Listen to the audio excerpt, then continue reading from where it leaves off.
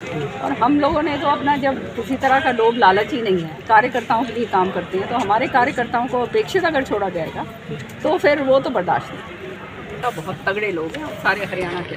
तो आपको लगता है कोशिश की जा रही है? आपको लगता है? मैं अब अलग करने की बात में कोशिश करें या ना करें, उससे मेरे को कोई लेना देना नहीं है। मैं अपना काम करती हूँ, ईमानदारी नियत से मान करती हूँ, और मेरा कार्यकर्ता भी उसी रास्ते पर। किरण चौधरी में कितना दम है कि वो पूरा जो ग्रुप बना हुआ है, हुड्डा ग्रुप, बस सीधा नाम नहीं कह रहा हूँ, कि उसके सामने एक चुनौती बनकर खड़ी रह सकती है लंबे वक्त तक? भैया मैं किसी के सामने चुनौती नहीं हूँ। सबसे पहली बात तो ये, मैं केवल अपने कार्यकर्ताओं कि उनका हक दिलवाने के लिए और पार्टी के अंदर मजबूती लाने के लिए मैं काम करती हूँ, और उसी रास्ते के ऊपर मैं चलती हूँ। भारत जोड़ो यात्रा का भी सेट शुरू हो जाएगा हरियाणा में, जो है उसके लिए आप चीज़ें करेंगे। उन्होंने बताया कि आज आपको रोहतक में लेकर जाएंगे, रोहतक वाले भिवानी मेरे थे, तो ये क्या मतलब जताने की कोशिश हो रही है कि भाई हरियाणा मेरा है, आप भिवानी आओगे तो मैं भी रोहतक में आऊँगी, और आपके लोग मेरे लोग हैं, तो आप जिस तरह से समझ लीजिए इसको। अब आप कुछ भी समझ लीजिए, लोग तो हमारे सारे हरियाणा में हैं ही, और वो जाते हैं कि मैं उनके बीच में आऊँ, तो फिर जहाँ पे बुलाया जाता है तो मैं जाती हूँ। अच्छा, लोगों को ये भी लगता है कि जो उनके समर्थक कहते हैं कि भाई सीएम तो भूपेंद्र सिंह हुड्डा बनेंगे, हुड्डा की कांग्रेस ऐसे हो गई है, इस पर थोड़ा सा आप रोशनी डालें इसमें। भैया ये तो फिर हाईकमांड से जाके पूछना है। इसका मतलब हाईकमांड को भी दरकिनारे रख रहे हैं। हाईकमांड से ऊंचे अगर हो गए हैं तो फिर मैं कह नहीं सकती कुछ।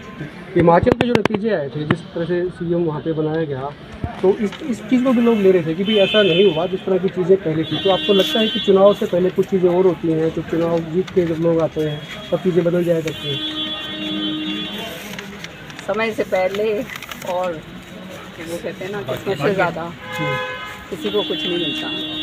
यूँ मारा मारी भागा दौड़ी से कोई फ़ायदा नहीं है। नियत ईमानदारी के साथ लोगों का काम करते हैं, और आगे अगर उन सबको जोड़ के चलते हैं तो फिर तो उसका परिणाम अच्छा निकलता है।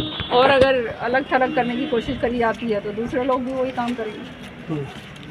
भारत जोड़ो यात्रा जैसे शुरू होगी, इसमें आपको कितना लगता है कि हरियाणा में कांग्रेस को लेकर लोगों में क्या बदलाव आएगा, क्या बदलाव देखते हैं? ये तो खैर भविष्य की बात है, क्या है क्या नहीं है, लेकिन आज के दिन बहुत ज़बरदस्त तरीके से लोगों के अंदर उत्साह है राहुल जी की यात्रा का। और ये पहली बार ऐसे है कि किसी ने इतना लंबा चल के आए हैं। 3700 किलोमीटर चलना कोई छोटी मोटी बात का बहुत जिक्र होता है। राहुल गांधी कहते हैं कि राहुल गांधी की टी शर्ट में कोई राज है, या राहुल गांधी के पास कोई राज है कि जो उनको ठंड नहीं लगती है। अब ये छोटी मानसिकता जिनकी है वो छोटी बातें करते हैं, तो ये छोटी बातों के अंदर मैं तो पढ़ती नहीं हूँ, ना मेरे ख्याल में राहुल जी पढ़ते हैं। ये यात्रा जम्मू कश्मीर भी जाएगी, सिक्योरिटी को लेके आपको कुछ लगता है कि वहाँ कुछ बढ़ाई जानी चाहिए उनकी, जिस तरह की चीज़ें हो रही हैं, तो क्या लगता है? बिल्कुल, ये सरकार का दायित्व है कि पूरी तरह से उनको सिक्योरिटी दी जाए, इसमें तो कोई शक की बात ही नहीं है।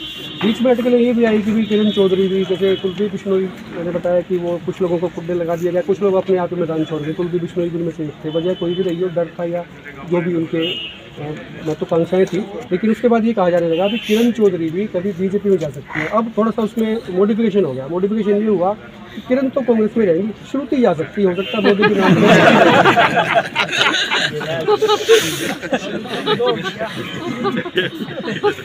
मुझे हंसी आती है सच्चाई में, क्योंकि देखो इस तरह की जो चर्चाएं मेरे बारे में चलाते हैं, वो सोचते हैं कि इससे मेरे को नुकसान होएगा। उनको ये नहीं मालूम कि नुकसान उनका खुद हो रहा है। मेरे को, मुझे क्या मालूम। अब जो भी मिस्टीरियस कोई हैं, मिस्टीरियस कैरेक्टर्स हैं, आपकी पार्टी में है? लगता तो ऐसे ही है क्योंकि जिनको मेरे से परेशानी है, जिनको मेरे से भय है, वो इस तरह की चर्चाएं चलाते हैं। अब चलाने दो, मेरा तो इसमें कोई नुकसान नहीं होता। मैं तो चर्चा में रहती हूँ, सारे राजी रहते हैं। क्यों भाई?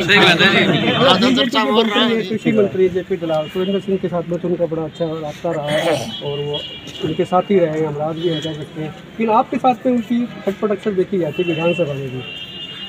नहीं, मेरी कोई खटक पटक कोई पर्सनल लेवल पे नहीं है। जो मेरा काम है विधानसभा के अंदर, वो सारे मुद्दे उठाने का, जो जनहित के मुद्दे हैं। जनहित, आज वो कृषि मंत्री हैं, और कृषि मंत्री होने के नाते जो उनके बोल हैं वो गलत हैं। जो उन्होंने कृषि के प्रति जो है अनाप शनाप बयान दिए, आप जानते हो किसान आंदोलन के टाइम आपने चैलेंज भी किया था उनको कि वो आगे दिखाएं पूरी विधानसभा में, तो गए नहीं ऐसे तो कोई भी चला जाए, यूँ तो क्या है, यूँ थोड़ा ना है, या आके ये बातें करके जाए ना। अब वो पूरी जगह, मैंने तो आज इस बारी भी विधानसभा में कहा और खुलकर कहा कि सारी जगह कहते हैं कि यूरिया की और खाद की कमी नहीं है। बताओ भाई, कमी है? लाइनें लगती हैं, सुनो, लाइनें लगती हैं, हर साल की बात है, हर बिजाई के टाइम की बात है, किसान का नुकसान होता है, बिल्कुल होता है। और मंत्री कहता है कि कोई कमी नहीं है। इसका मतलब ये है काला बाजारी हो रही है। कौन कर रहा है वो काला बाजारी? वही मैंने तो विधानसभा में कही है ये बात। कौन कर रहा है वो काला बाजारी? उनको नहीं मिल रहा है, किसानों को उनका हक नहीं मिल रहा। जो भवंतर योजना की बात है, जो भवंतर योजना जो है उसके तहत जो है पैसे दिए जाते हैं। अब जो है बाजरे की खरीद जो है MSP थी 2350 और खरीद हुई 1850 की या 1860 की। तो ये भवंतर योजना में जो इतनी बड़ी बड़ी बातें करते हैं ये मंत्री जी, वो पूरे भवंतर योजना में बताओ भाई किसी किसान भाई को मिले पूरा पैसा? फिर उसके साथ साथ ये जो कट्टा लेने जाते हैं, पहली बात तो मारामारी इतनी, मारामारी के बाद जो कट्टा बेचारे किसान को मिल जाता है, फिर उसको लेना पड़ता है जबरन। पोटाश ले या ये जिंक ले या कोई और दाने दूने मतलब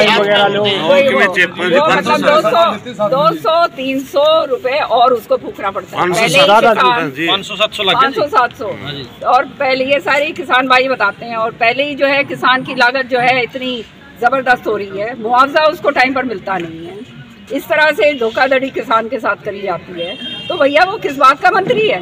मैं तो अगर उसकी जगह होती रिजाइन करके बैठी होती अभी तक कि भैया अगर काम नहीं हो सकता तो रिजाइन कर दो। वो अक्सर कह देते हैं कि मैंने बंसीलाल परिवार के लिए बहुत कुछ किया, साथ रहा, साथ दिया। तो समझ नहीं आता कि किरण जी जो है जो किस तरह से रहती है, थोड़ा सा रूड रहता है आपका जो उनको लेके। मेरे को किसी के लिए रूड नहीं रहता, किसने क्या साथ दिया क्या नहीं दिया, कौन क्या लेके गया वो सब जानते हैं। मैं केवल इतना कहना चाहती हूँ कि जो मंत्रालय उनके पास है वो बहुत ही अहम मंत्रालय है और किसानों का हक जो है वो दिलवाने में अक्सर सक्षम नहीं रहे हैं।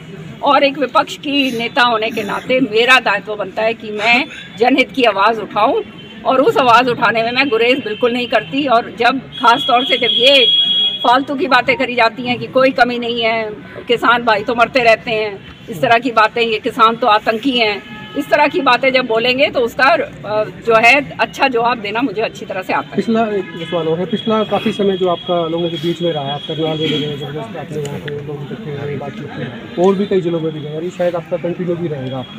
आदमपुर चुनाव के बाद में उदय भान ने कहा कि फ्रस्ट्रेशन थी या क्या था मुझे पता नहीं, लेकिन कहा कि किरण को नेता ही नहीं मानते हैं।